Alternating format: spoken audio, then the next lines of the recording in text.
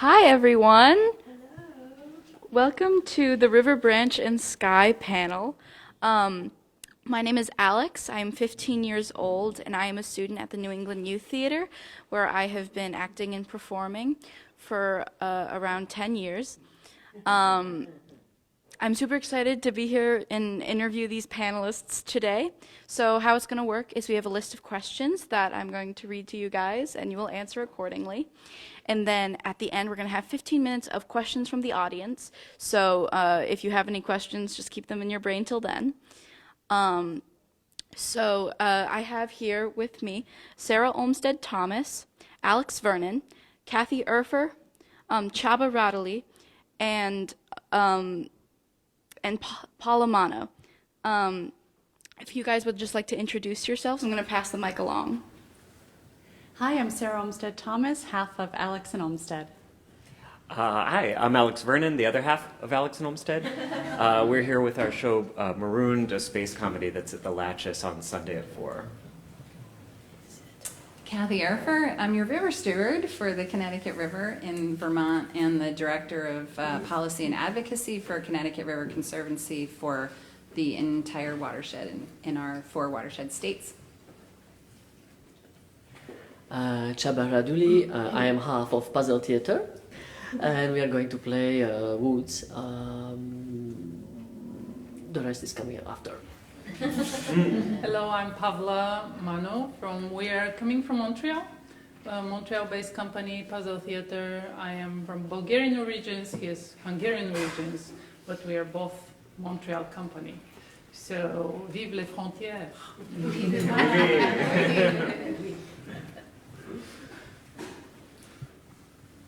Thank you. All right, our first question. And you guys can answer in what ever order you like. I'll just pass the mic along. All right.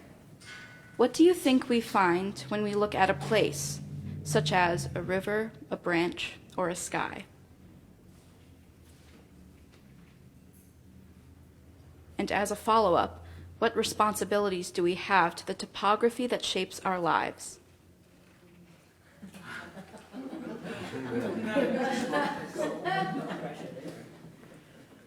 So, such a rich question, and I'm sure we'll have different ways of unpacking it, but I think that from the perspective of a puppeteer, I'm often looking at an object and imagining how to see it from another perspective, and how to lend it a voice, how to imagine it in its own context. What does the river think about me diving in or boating through? What does the tree imagine in its own perspective? There was even one time when we created a short cranky piece called Umwelt, which is a concept, a biological concept that different species perceive the world differently. And how could we not? Because as humans, we have a certain limited capability in terms of vision and in terms of other aspects of perception, touch and smell, that is so different from other creatures that live and thrive here. And I think an important challenge just as human beings is to try to understand each other and engage a little perspective to be able to find peace and harmony and to communicate. But as puppeteers, we need to do that even more so as we are animating objects and trying to lend story to aspects of our world that are often overlooked. Yeah. I think puppetry is, an exercise in empathy. So if you're watching, especially a puppet show that has objects instead of human or animal characters, it's really an exercise for yourself, to see an object and say, well, what is that hairbrush feeling right now? Or what is that wooden spoon feeling? And so it's really a look into yourself and a chance to empathize further. And so I think when we look at a branch or a stream or a tree, and we slow down, then you start noticing little stories take place, right? So you see an ant cross the branch, and all of a sudden it's like, oh, this is a dramatic moment. Like, are they going to make it? Oh, there's another ant. Do they know each other? Okay. And so it just, I think, makes your world bigger and smaller simultaneously when you can see all the little stories that are happening all around you at the same time. And so I think the responsibility we have to that topography is to minimize our own impact on all these little stories and lives that are happening around us that are so easy to overlook. There's so much in that question. So, you know, the way the question was phrased, it takes me immediately, and you both sort of spoke to this a little bit, you know, the relationship between something objective and subjective and how we may respond differently depending on that viewpoint. And I feel like a lot of my work as river steward is trying to move what we perceive in an objective way to being able to perceive it in a subjective way, so we are in relationship with it, and like you guys so eloquently described, right, we are living with it and responding to it and feeling it, and you know, as the river and our ecosystems recover, I feel like it's really been this divide of objectifying our topography, right, that has damaged it. And so, like, the pathway back is finding that subjective relationship with it. And interestingly, I don't think it's, like, in our consciousness, really, to do that. And it comes up in ways, and I'll tell two quick stories.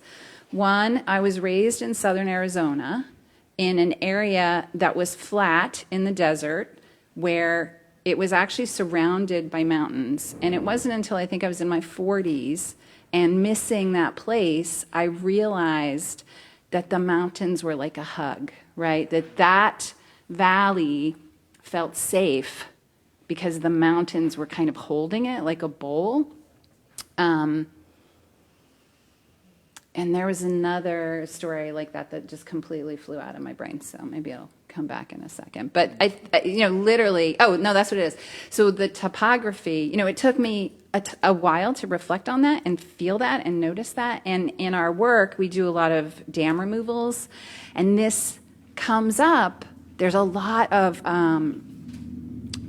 visceral response of skepticism and worry and anger about the changing of that space wherever we may be doing a dam removal. And we found it's like there really is an emotional journey of a community with even those individual dams to be able to accept and like kind of emotionally work through the change of that and trust that there will be something bountiful and beautiful as a result of that action. So.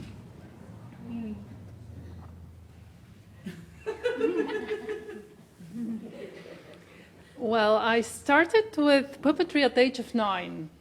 So I kind of see everywhere just puppets. Just a short story about how we did our first puppet show together, which is called Plastic. It's because we were in our park in Montreal with our child, who was then 2-3 years old. And it was full of plastic bags everywhere. Like they were on the trees, around the garbages. And I was watching these plastic bags and I said, so much plastic bags, so much waste. Let's take them and make some show out of it. And by joke, but really by joke, we said, okay, yeah, it will be a cheap show. I mean, it won't cost much. So let's try to do something with all these plastic bags. It won't be waste. So, and we end up with a show that it's called Plastic, and that we are playing already 14 years, and that we made 450 shows already. This is just a short story about plastic. And then there is another short story about a tissue box. We are at the table, and our child doesn't want to eat. So his father takes a tissue and starts making some funny stories with a tissue. And the child is washing the tissue, and so I put a lot of food in his mouth. And then, and then the father says, this will be a good show. Just a box of napkins. We can travel, cabin luggage. So this is how we started. We made a show called Disposable, and it's a show for adults, and it's just one box of napkins.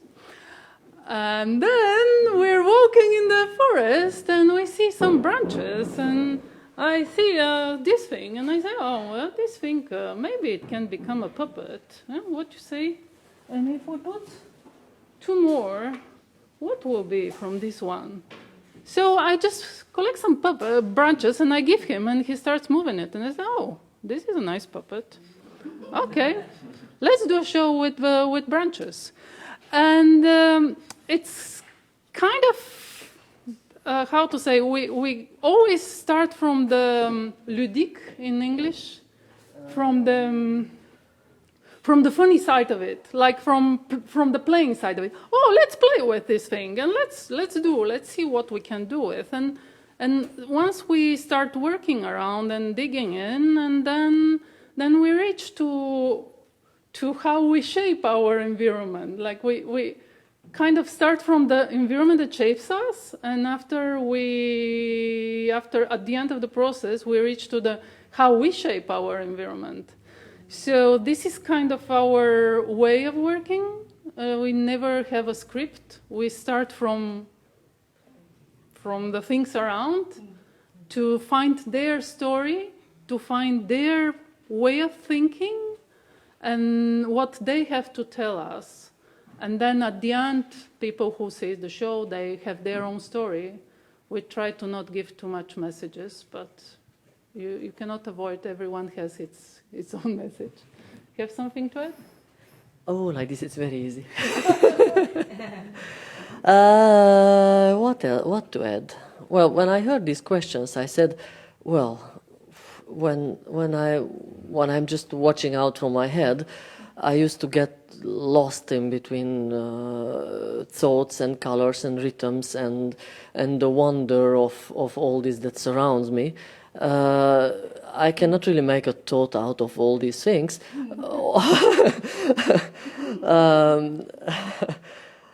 Then responsibility, about the responsibility. Well, both. Yeah, I kind of I think what Alex said, it's kind of close to what I know him feels like. Always see some little bugs doing some things. Come to see this one. Look where he's going, what he's doing, and being very careful. Exactly what you said, to being very careful to not disturb these small stories that are happening there. I think you really sentenced it very well. Thank you. You're welcome. And I will share, you sharing right now about the being surrounded by all of this stimulation of things of beauty that spark feelings in you and spark wonder. That's also what we are trying to do from your perspective, Kathy, as a scientist, and trying to engage with the community to recognize the wonders of this river that are so vast and complex. And as we are also trying to capture lightning in a bottle with just the wonder of play and animating something that we're objectifying, and it becomes subjective, it becomes full of feeling and emotion, and that is also, I think, an important exercise for the brain. Not only to experience delight, but also to spark wonder. Thank you guys so much. That was absolutely fascinating. All right, the next question. In what way does Earth influence the way we live? In what ways do we influence the Earth?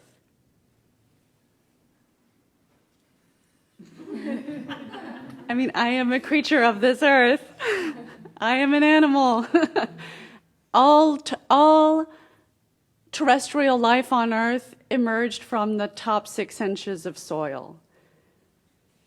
we are not so different from the trees or the bugs. I think for me, the older I get, the more I marvel at how I am a bug. And I'm just here for a short amount of time, and it's just kind of a marvel to be alive at all. So that's my own perspective. But I just feel I'm amazed by also time, because our planet has been around for so long, and I am here for such a short time.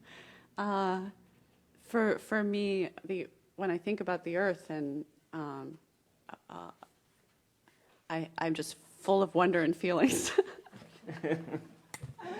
Yeah, it's so interesting. When you first asked it, how does the Earth influence my work? It's like, oh yeah, Earth, that's the place I live. Like, that's my connection with the planet Earth. But then it's increasingly more difficult to feel that connection all the time, because we create so many places for us to exist inside buildings and away from maybe more of the natural world, or more just in a digital space, where it's really remarkable when you go out for a walk and you do turn on that sort of bigger awareness, and you're like, oh yeah, this is my backyard. This was here the whole time. There's an incredible natural world that's existing, that I'm existing in. I think it's really special to allow yourself the space and focus to shift on over and be more aware of that natural world again. This is a little unwieldy. I think that the short answer is, like, I feel like it's a dance, right? There's a constant, like, we are in constant relationship with the Earth, and the Earth with us. And I think for the humans, with our big brain, part of the failing is that we forget that, or we don't know that, and we don't hold that viscerally. But so two things came to mind, maybe apropos of nothing, but related. One of the things that struck me, I got my master's degree at Antioch, and we spent a whole, I don't even know what class this is, but it was a sort of description of the Earth spinning around the sun, and the gravitational pull on the Earth, and the weather, and how it the clouds flow around the Earth. And when I finally was able to kind of like put all of this together in my head, like all of those things that we sort of look at separately, what I realized is the Earth is pulsing and breathing, right? And so in its spinning, it is actually, it gets a little squeezed at the poles, and then it expands. And, I wish I could animate, what it looks like in my head when you start to really put all of those cycles of things together. But really, it's like, it's not this flat, round ball, right? It is a pulsating, alive sphere. And that was... it was pretty profound, I think, for me to realize that, to really sort of remove my frame on the Earth from this kind of static globe to a pulsing, living creature almost, right? Mm-hmm. That simultaneously has fire within it, that is like moving plates on it, that is, creating new ground. And so just sharing that, because it made it visceral to me, right? Like, that the Earth is actually alive. Like, it's actually alive. The other random thought that came to mind is, now that we have, our science has progressed and we are delving into genetics and understanding genetics, one of the things, we've categorized the plants and the animals and the humans in this sort of, superstructure, so that we can kind of put everything in categories. But one of the things they found in the genetics is that mushrooms are actually more closely genetically related to humans than they are to plants. And so that also, I think those discoveries have been fun for reframing, what we think about our relationship with all the other living things, and realizing, like, oh, in fact, those mushrooms may be a very close cousin, and who knows how we relate to them, right? We have a small garden, and when I have a little time, I like not so much working in the garden, mostly collecting the fruits and all what gives. This part is really fun. And all the time, for example, this summer, all the time I had this thought that, okay, wherever I just put my hand, it gives me something, it gives me something all the time. And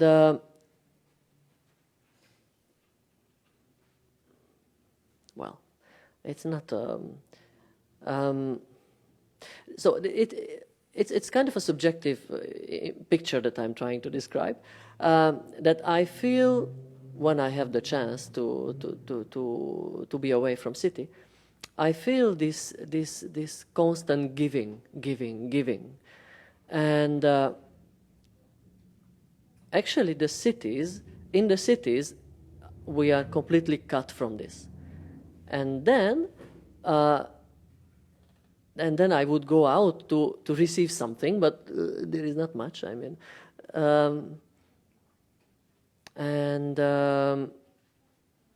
I think it's very subjective. It's not even very clever what I'm saying, but anyway. But but I think this situation that we found ourselves, it shapes us, and I think living in these huge structures that we call cities, we don't receive every day. It just shocks me. It shocks me how much I'm receiving. But berries, but leaves, but air, but beauty, but fun, but I don't know you, but I'm keep laughing when I'm alone in the somewhere,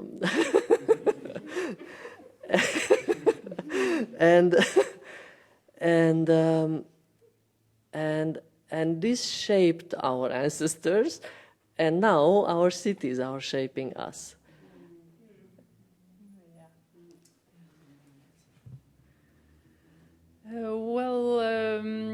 As Katie said, they're just discovering more and more things and more and more things and more things about nature and about how the trees they communicate and they give to each other some signals if there is a danger, so the others they prepare and all these things. And I feel like more we know, less we know, and we take for granted some things that are such a miracle that if you start thinking about how this evolved till there and how complex it's all what is happening, just one plant to grow, or just, I don't know, one bird to fly or to sing, or, and I feel smaller and smaller and smaller, and I always have this picture, often have this picture of, I don't know if you saw it, there is a zoom out of the earth.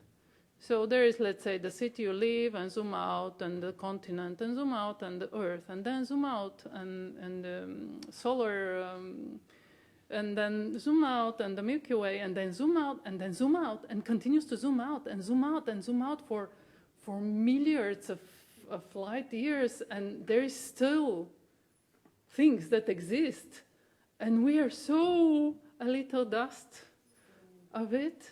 I often have this image, whoa, we are just a little dust of it, and what we are breaking our heads with stupidities, just enjoy it, take it, enjoy it, take it, and that's it, be it. Like, this is what I feel about being part of this earth and this life, of this universe, of this.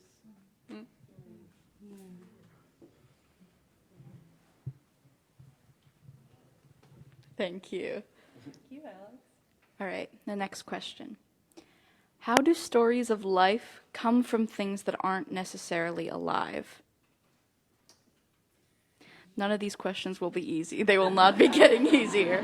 I didn't understand the beginning of the question. How do stories of... How do stories of life come from things that aren't necessarily alive?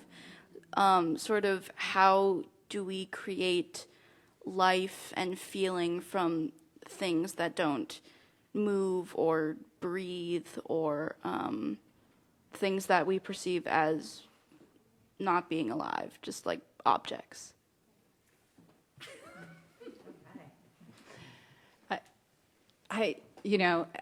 Our stories of life are actually also our stories of death, right? So there's really is no divide. But the couple things that came to mind were viruses.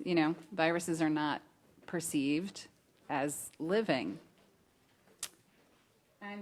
And yet, they profoundly affect our life, right? So, I don't know, that's the one thing that came to mind. The other is, I was thinking of rocks making a nest, and the relationship between fish and how they spawn, and using inanimate objects for something that protects life. Do you want to go first this time? Oh, yeah, I can go first. What comes first in mind, it's from puppetry perspective, it's the play. You play. You just play, and the life comes on. Like it just is that simple. You spend hours and hours and hours of just playing, and the story comes, and the story appears, the characters appears. Then it's the play. I think is. For me, it's that simple. No? Okay. I think a lot about, I believe I'm pronouncing it right, pareidolia, which is like the phenomenon of seeing faces in inanimate objects, right? So like just with the sticks that you found, it's like you pass by a tree and you see a few knots, and you're like, oh, that looked like a face for a second. Or you see shadows in a bushes and it looks like an animal for a second. And it comes from way, way back in sort of our early brain. And it's an evolutionary benefit, because if you can identify a potential threat in the bushes, in the shadows, in the trees, faster than an early human who can't, then you're going to be able to avoid that threat. So we evolved with that part in our brain that we don't really have a use for anymore now, but still exists. And so to be able to create stories of life from objects that don't have life, tap into a part of our brain that we don't get to exercise very often. And when it stimulates that part of the brain, I don't know, it stimulates a more creative, early brain aspect of yourself that you don't get to work out that often. I think that's really special. Well, I don't know if I have much more to contribute other than I just love what you shared about play, Pavla. And I think that's so prevalent in our work as artists and also in your work as a scientist. I mean, the imagination needs to be engaged in order to come up with new connections. Or if you imagine, oh, well, what if perhaps this species is able to achieve this interesting behavior because, right, and then you're engaging play and engaging the imagination. And I think that is, I think we all have this ability, and as citizen scientists, citizen artists, we need all of the opportunities we can get to open the mind, open the heart, and imagine something new. And I think what we're all engaged in is we're engaged in the process of inspiring new thought. Yeah. I really love what you said about play in regards to nature, and like so many people's, I think, relationship with nature at this point is one of recreation. So if you go out for a hike, if you go out kayaking, that's sort of, if you're going out into nature, it's for pleasure reasons instead of maybe farming reasons or ecology reasons for, I think, the majority of the population. And so to be able to have a relationship with nature that is primarily based in play then makes you more empathetic towards sides of it that need conservation or need saving. Well, I think here with the imagination is what yeah, it's my key word. For me, imagination it's a wonder, it's a mystery. It's such a tool that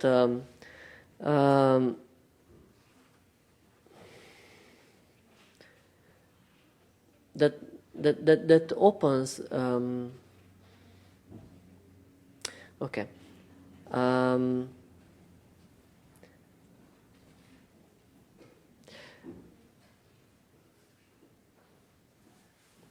I think I lost the line of my thoughts. Yeah. You were in your imagination. Yeah, I was in my imagination. Play and nature. And Yeah. I think I might build on your imagination opens, because two other things. So when you were describing that back of the head very viscerally, I was like, oh, that feels so good. And it occurred to me that accessing that space may actually heal us. Like it may actually like support our immune system, right? And like kind of heal us. And specifically, I had a very difficult morning. I had 15 minutes on my way here, and I went to the river just to like stick my feet in and like sit in the sun for a couple minutes. And I was noticing the lack of fishes, which is something a river steward notices. And as I had my feet, this big fish came over and started to swim around my feet. And I thought for a second, it must not know it, I'm here. And then I thought, no, I think it might know I'm here. And then I thought, maybe it came here on purpose because it could perceive I was feeling upset. And that is like that, it's the moment of imagination when you can start to engage in a way that then completely shifts your existence, right?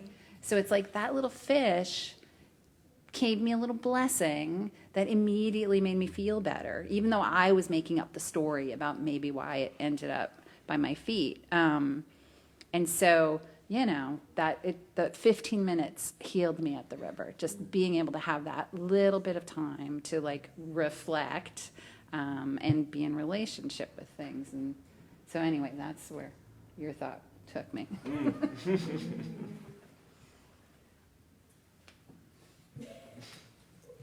Thank you so much. All right.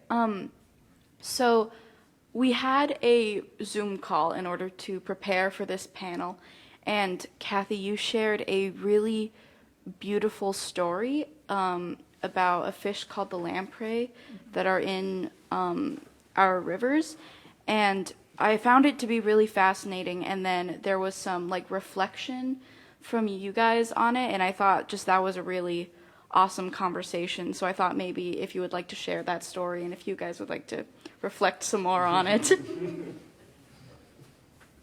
Sure, and I was thinking, could I borrow your stick? The first stick, the little head. I was like, oh my God, it looks just kind of like a lamprey. It looks like a little bit of a lamprey with a hat on, but with the face sort of like this and this round bit.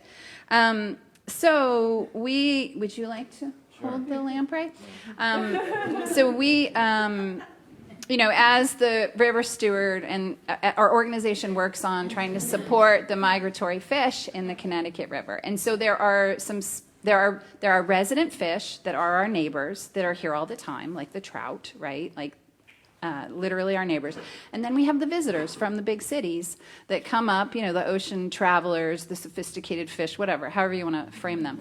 They come up the river to migrate and spawn. We have one resident fish that is a big adventure and goes out to the ocean to spawn. That's the American eel. So the American eel likes to go the other way. They leave their babies in the ocean to find their way home. But sea lamprey, short-nosed sturgeon, American shad, and herring in the lower part of the watershed are coming into the river to spawn. And they do a magnificent and amazing transformational process, moving from salt water into fresh water, and they live, right? Which in itself is astounding. But at any rate, the sea lamprey. The sea lamprey in the ocean is parasitic, and it sucks on, you can use me as an example, it sucks on fishes and lives on them. When they get big enough and they decide that they would like to spawn, they let go, and they come up the rivers all around the Atlantic seaboard. So there's sea lamprey that are on the Atlantic side. There's also Pacific Ocean sea lamprey. They come up the rivers, and when they come up the river, they have stopped eating. They begin to go blind, and they're making their last trip in order to reproduce. And so in our area, they literally come up into like the West River, into our local streams. They find an area that would be like about 3 feet deep. They need to have cobbly rocks that are kind of fist-sized, and a bigger one. And so they will literally take their little sucker mouth, and they will turn the stones over in a circle and build a nest. And they'll do this around a big stone in the middle. At the downstream end, they'll make a little dam, so it'll be a little taller, so that when the water's flowing downstream, there's a little bit of an eddy. Then the male and the female sea lamprey hold onto the rock, do their thing.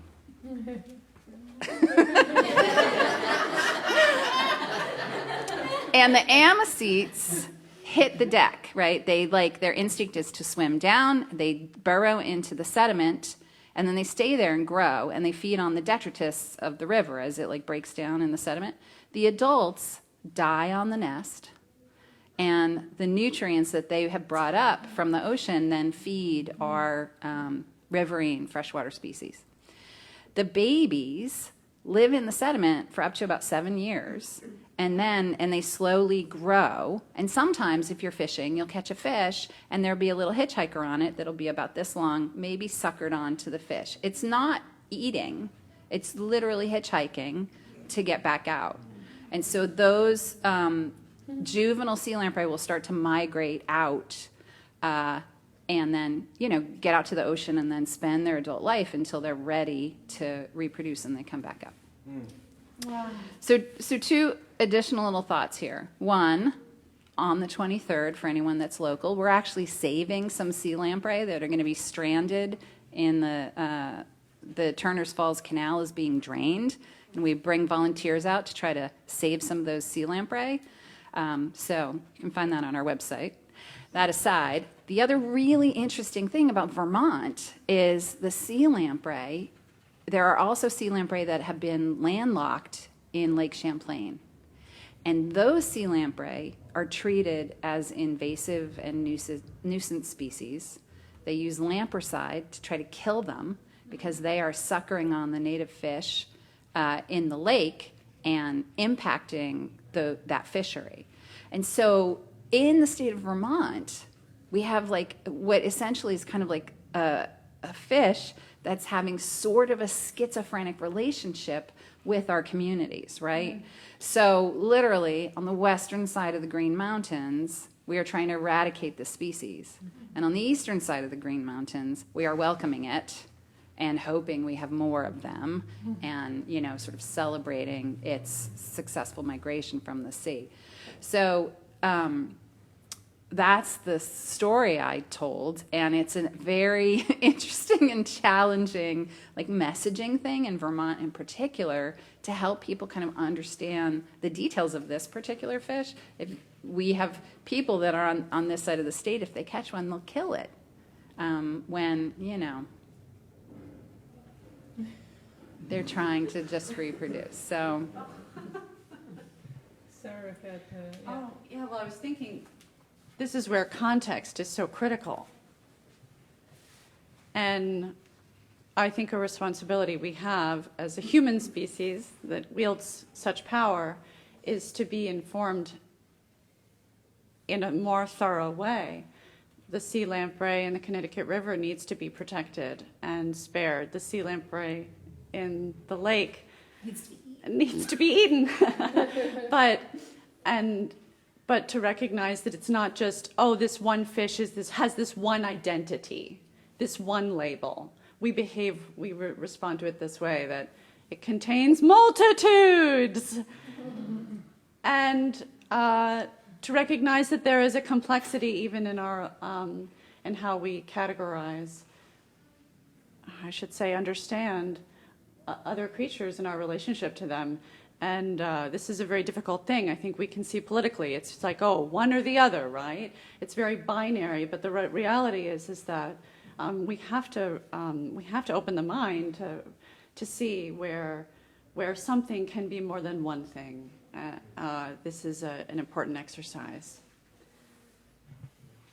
Yeah, I remember in our Zoom when she told the story, I said, oh, this can be our next show. It's amazing as a story. But then we were speaking about the context. Remember, I found this very interesting, how the context shapes everything. Like, depending on the context, this fish, it's good or not good, or depending on the context. I don't know why my English is not so... My thoughts are coming in French, so I'm trying to translate, and it's a bit complicated. But I wanted to bring back the idea about the context and how it depends in repeating again, context that we are. It's the message we give. So I think it's very important to have this conscience about all the little details and all the multitude of, as Sarah said, complexity of lives and situation, and not to simplify. Mm-hmm. It's the same when you do a show or you do a movie or you write a book, to not simplify, to not make one flat story or one point of view, but to let a lot of underground waters and a lot of underground life that to nourish the audience, that they to imagine things themselves and to imagine stories themselves around what you show. This is from puppetry perspective. Mm-hmm. Yeah. Context is story. All right, so now we're going to move to our question portion. Thank you guys so much. So if you have a question, just raise your hand and I will run the mic over to you, and then I will run it back to the panelists.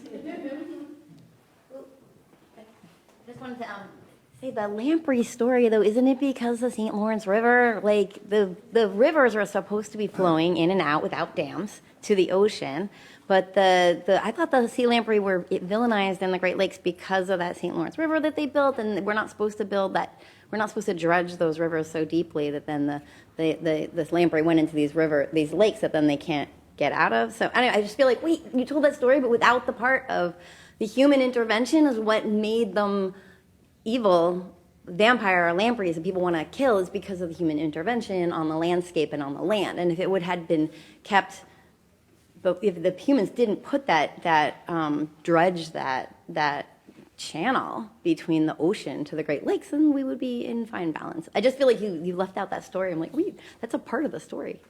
So anyway. Sorry, it's not a question. Yeah, no, I totally, as soon as you said context, I was thinking we created the context for that story. So yeah, you're totally right on. And I think there's always this question of frame. I mean, you think of it even from the perspective of watersheds, right? Like, I can think in the scale of the Connecticut River watershed, and then I can think in the scale of the West River watershed as a piece of that. And so, yeah, there's always this question of like frame and context and how many steps back you take in the frame of what you're looking at. But yes, totally, that fish is there because we made it possible. Yeah. Yeah, and I think that story is reflected into all sorts of human stories too, of like, okay, well, how many generations ago did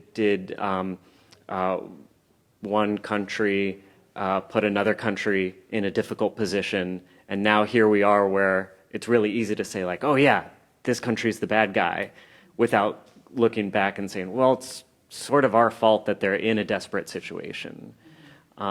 So it's all that context. Yeah.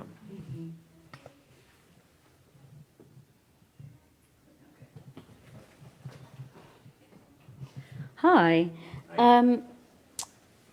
Thank you for these wonderful complex questions and all your great answers. It's really got me thinking a lot about a sense of place and how that comes into the context of how we engage with nature and the world around us and the stories we choose to tell as performing artists. And I guess I'm kind of curious about that for all of you, how that has influenced you. What is your sense of place? As a point of context where I'm coming from, I grew up here in Brattleboro, but I moved away 25 years ago, and I now live in a very different environment of Northwest Iceland. And I know that in my own artistic practice, this has shifted dramatically how I interact with the world around me and what stories I perceive to be things that, with voices that I want to elevate. Some of those go back to using object and memory, you know, and using this as a sensory exploration of my life here in this part of the world. And some of that is an exploration of living somewhere where I've never felt like the world wanted to kill you quite so much as living up on the Arctic Circle, where it's quite clear that human influence is not welcome from a environmental perspective.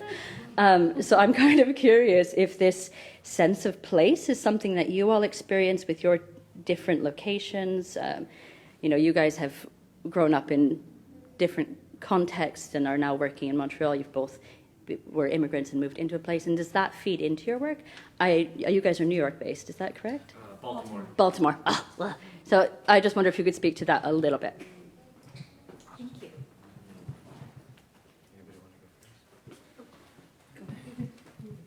Well, this is a big question, because when you grow up somewhere, of course, all the environment, you bring this world with you, and then you are in another place where everything can be very different.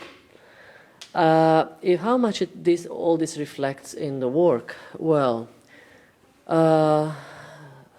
much less than the person would like. Actually appears that, the seeing the world a little bit differently than the others, a little bit, but just a little bit. Yes, it exists, but this doesn't mean that it's better or worse, but it's just a little bit different. Usually, at least in our case, work chooses its direction and brings us. How much we are influencing it, I don't know.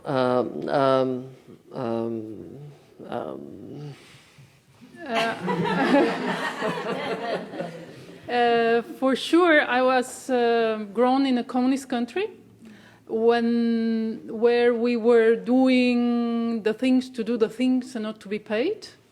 So this is I am like imprégné, like it's wired. Part of I'm wired in this way that I do the things to become good and not to be paid, and I think this pays back with the result of the work, because when you are not looking you're not counting your hours because you're paid per hour to do this job. But you are doing it till you are satisfied, until you think it's good. I think this is really something good, what I got from the communism. The other very good thing that I got from the communism, and I'm very thankful, is that we had nothing, but nothing. And if you wanted something, you had to make it. And you had to, like, let's say my father was making all the furniture at home. He was an actor. but he was making the furnitures at home because what you could buy, it wasn't really like, And you should, if you want a shelf that you want to look like how you want to look, you have to do it. You cannot buy it. And then you are wired in a way, okay, I need this, how I can do it. And you're not wired in a way, okay, I need this, where I can buy it. And I think this as well, it shapes our work a lot. Because my imagination just goes in the way, okay, how I can do it, and not from where I can buy it. And this brings me to invent some ways and some ways of making things, or inventing even some objects or some ways of doing something that didn't exist before. I'm not aware about, but after I realized that actually this I invented, it didn't exist before. Yeah. So for sure, this was living for 18 years in the communism. I was born and grown in. So I think this is definitely shaping my work. And that's why we are kind of, our shows are, they have to enter in the trunk of the Toyota. They have to enter in one suitcase and be arranged on the top of our bed in our living room, bedroom, or something. I mean, it shapes you. You cannot escape, for sure. I would add to this one when you said that.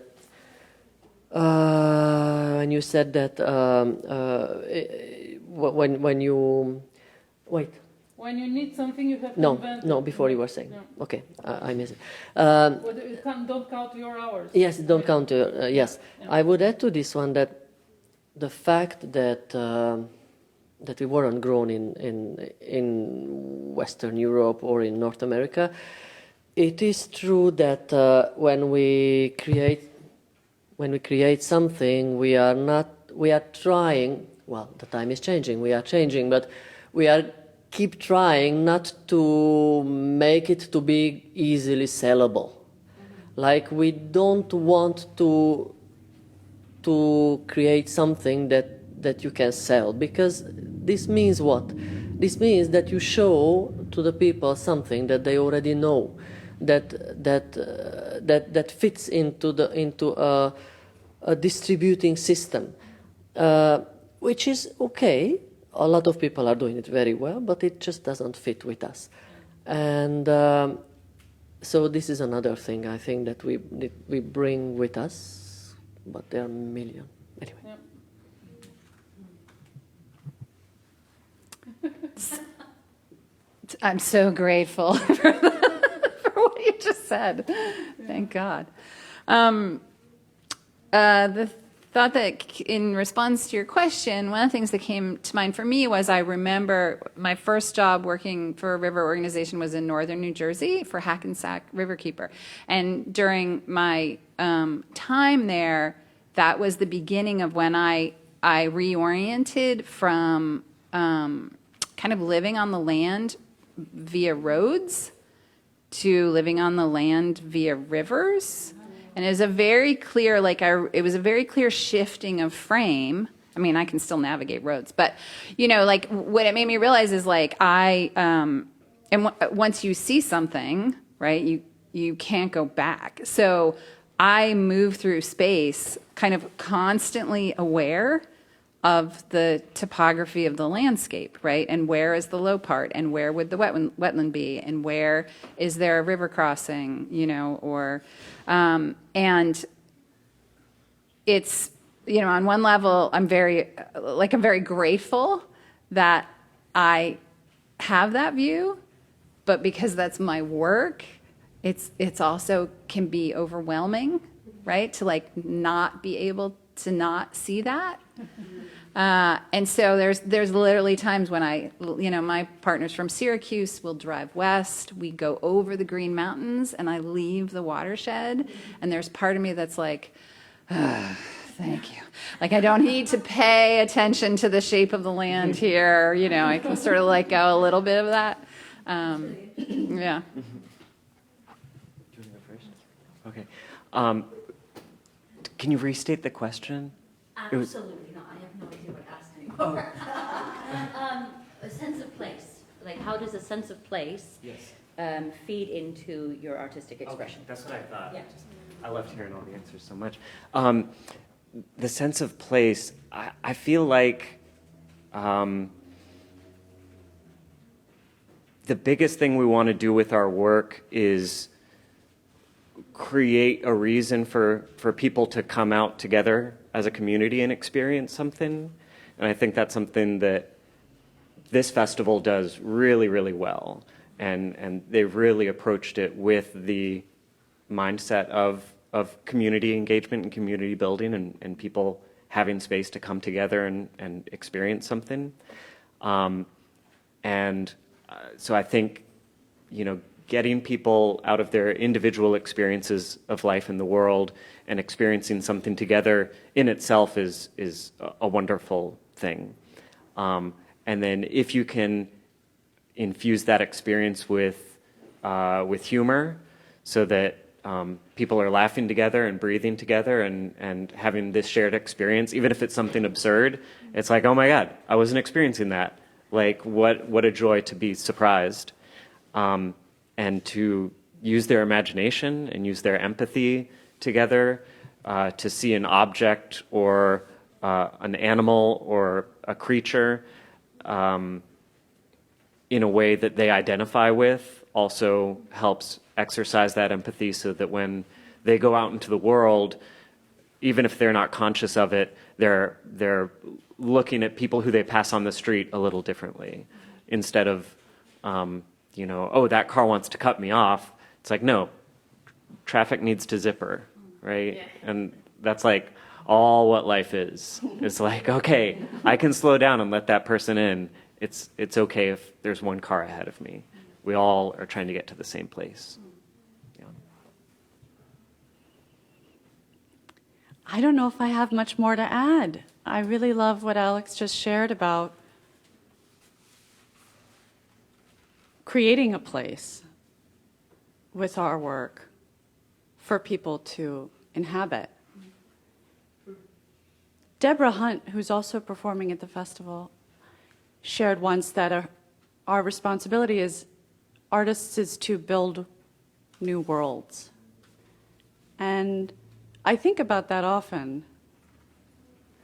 As we create a show, we create a world, and in that world, there's a logic, and there's a reality. It may be reflective of our own, it may be different, and we have to open our minds in this world, and I think I may be losing my train of thought here. But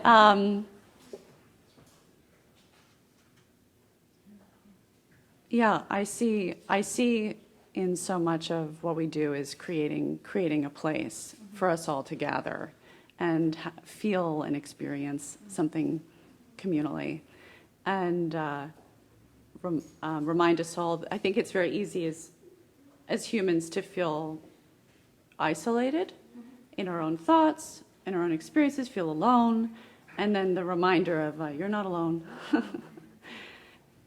Your sadness is universal. It's the oldest story. Let's laugh about it. Let's cry about it. And I think holding space for how serious things are and also being able to laugh about it all. Thank you so much for all your questions. Unfortunately, that is all we have time for today. But thank you guys so much. That was incredible. And do I...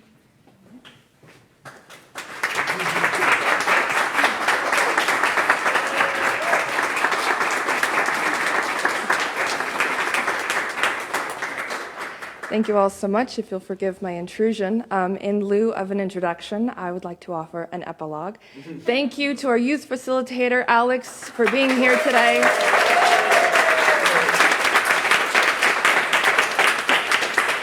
As well as our panelists, and of course our audiences both in person and online. This was Access to the Arts, our second panel, Rocks, Trees, and Water, to discuss our relationship with the natural world. I welcome you all, and also thank you for being here, the 12th iteration of Puppets in the Green Mountains, just around the bend. These conversations are so important to make connections, both artistic and communal, between the community that come to see us, the community that are part of our panel, our visiting artists, and everyone in between. So thank you so much for being here. I also want to thank HowlRound and Fact TV for not only streaming and archiving, but providing closed captioning for today's panel. If you would like to see these festival shows and see our wonderful artists, Bois Woods is showing Sunday at Hilltop Montessori School at 11 a.m. and again at 2 p.m.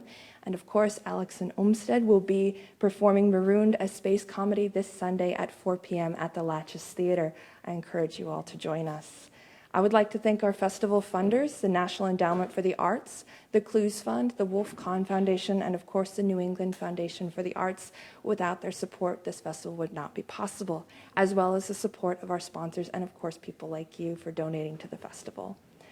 I would invite you to join us tomorrow, same time, same place, for our third and final panel of this series, Illuminating Converging Pathways. It will be addressing the relationships between art and community engagement with Deborah Hunt of Mask Hunt Motions, the Farrell Ensemble, and filmmaker Willow O'Farrell. We hope you will join us for these wonderful conversations. Thank you again.